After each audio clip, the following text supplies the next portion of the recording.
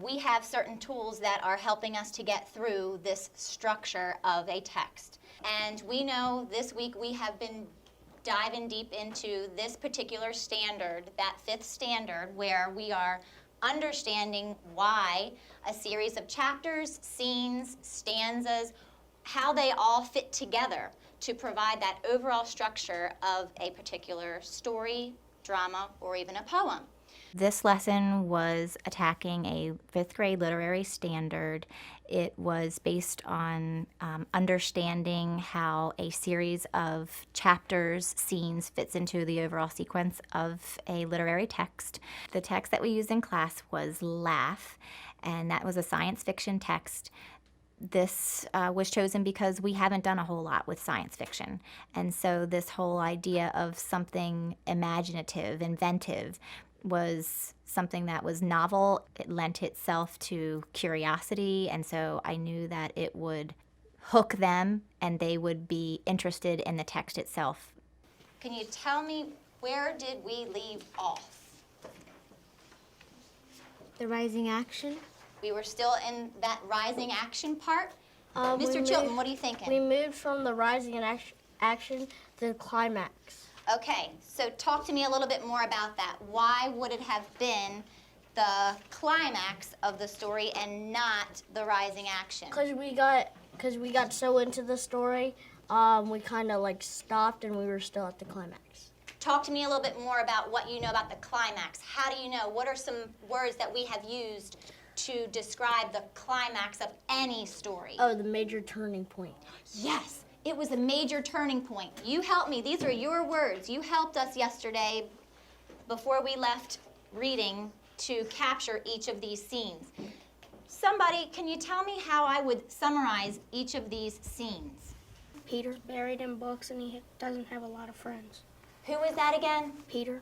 So we learned about those main characters, but then we went into some of the rising action parts. Talk to me, 5th grade. What were some of the things that you had learned about that were leading us up to that climax part?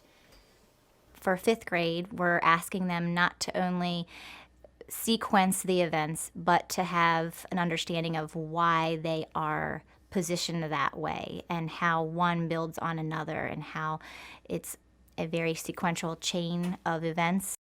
Well, Angela thought it wasn't really going to be useful for anything since it could only keep you or objects there for a short bit of time, but then she realizes afterwards that it can be extremely useful, but she uses it to try and cheat to get her name published. Oh, yes, you're absolutely right. And that's where we left off yesterday, at that climax part where she had traveled forward to read what, Caleb? Her story that she won, so she could write it and she could win. Yes, she traveled into the future to see who actually won the writing contest. She got to see what that story actually was. She stole all of those words. We're at the part of this particular story. We're not sure what's going to happen. As we're traveling throughout a narrative text, we've got some signposts that have been helping us to understand and to figure out how all of these scenes are fitting together. Our author, Namioka, she did a great job of inserting these scenes where we're sliding to the edge of our seat with suspense. We're not sure how it's going to turn out. There's a reason why she inserted each of these points. So right now, I want us to take a look back. You can either look at your page or up here at mine, and I want you to zone in on a couple of these moments. I am going to ask for your participation. At this time, I would like 2 things ready. I would like for you to turn on your responders. And the second thing I would like for you to do is to flip your bookmark over so that you can see your signposts, because these signposts have helped us get to where we are right now. Could everyone please scan through page 518, talk to me about what is Angela going through on page 518. When you think you know the signpost that is jumping out at you, I want you to chime in. In this lesson, we were asking them to use that same Neo, it's a Renaissance product, as a responder. And when I'm calling on a kid, the rest still are held accountable for understanding the question and given a chance to answer. Guys, Tavon is looking closely at the sentence that said, "Suddenly, I was nervous." We know that she was super excited to go and get that winning story. She had no problem thinking about how this time machine was going to work for her. But now she's all of a sudden nervous. What is she struggling with? And I see that some of you are coming up with some good signposts here. Tavon, can you explain what you were thinking? She's nervous because what? She was nervous because she didn't know how the time machine worked, and she needs to know how the time machine worked. Great.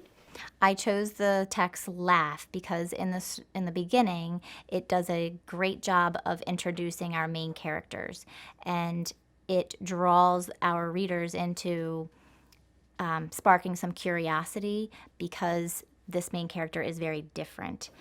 Here's what I would like for you to do. In your groups right now, you have your graphic organizer that looks exactly like mine. You're all caught up from what we have been working on. And I would like for you to now turn to page 523. In your groups, I would like for you to read just page 523. We're going to take this in small chunks. After you have read 523, I want you to talk in your groups about events that have unfolded on that page.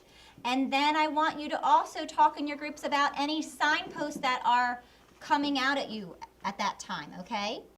So down here, we know we're in the falling action part. I would like for you to start taking notes in your group about what's happening now. I think it's a tough question because she went around and nobody wrote that piece, so she's wondering who wrote that piece. Okay. And so I think it's her that wrote that piece. Can you show me some proof Um, on this page, bud? Oh. How did It said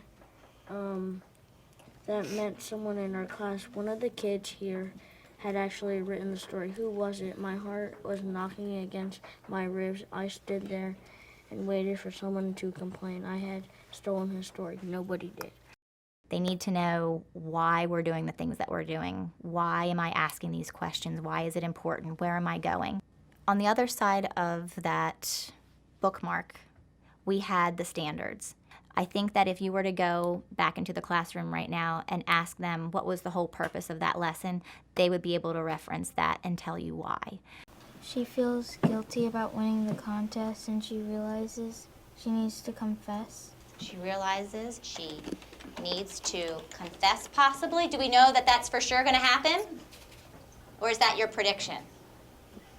My prediction. That's your prediction? That's a very logical prediction because when you feel very guilty about something, some people can't take it anymore and they need to confess to make it right.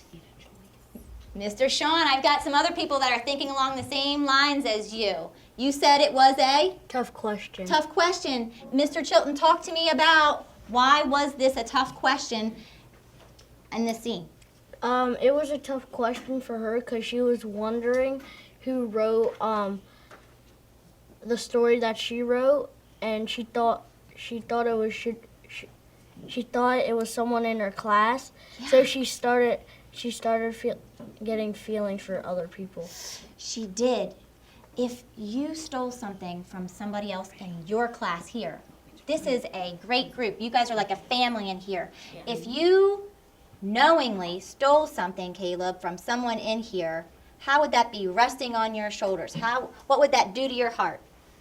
I'll feel sad, or that you stole and the other guy would cry, where is it, all that. Yeah. She's faced with what then? What is she faced with? She knows she has done something wrong. Miss Rianne, what is she struggling with now? That she cheated and she feels guilty. And so what do you do if you did something wrong? If you cheated, so you have to do what? You have to make a choice as far as what?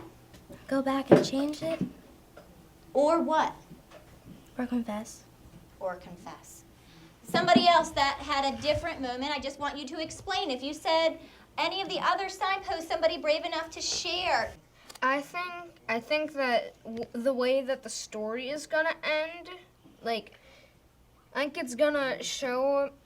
I think that when she went back in time, when she heard herself getting out of the shower, and her mom saying like "I'm going mad" and stuff, I think it's gonna leave off with her in the shower when she's about to get into it, but then she realizes, you know what, maybe I should take the magazine into the bathroom. Okay, what do you call that? Like I guess a plot twist. Okay, here's what I would like for us to do now. I want you to turn off your Neo. We are going to get to the rest of this portion of the story at another time. The reason why we are having small group instruction after that whole group segment is so that we can pull back and I can see more closely of who is getting it, who is not. I can take a look at that same text, but I'm looking ahead at the next grade level standards. What are they going to need to do with that same standard? And then how can I provide more scaffolding for the ones that weren't quite with me in that whole group segment. Where do you think I need to go? Because I'm going to need to make sure that I include certain parts that support my thinking here. Brianna. You're gonna need to go to the beginning and the end of the story. Okay, where should I go first? The beginning. Great. Okay, so let's flip back.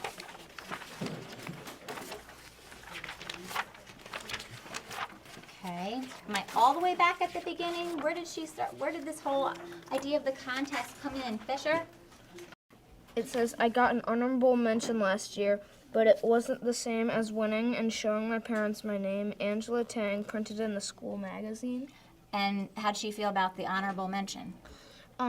She felt kind of disappointed. Yes. Because she was all hyped up and she was excited to show her parents that, hey, look, I worked really hard and look what happened. I won, but it didn't happen. Angela felt, what's your word, Fisher? I want to use it. I want to steal your word. Guilty. Before the contest? She felt excited. She felt excited. Because why? Because she was hoping to prove her parents wrong and show that she was really hardworking. Where it will go from here is we're going to finish out the text because we didn't get to the very end of it, and then we're going to take another look at what they did today in small group on the character development.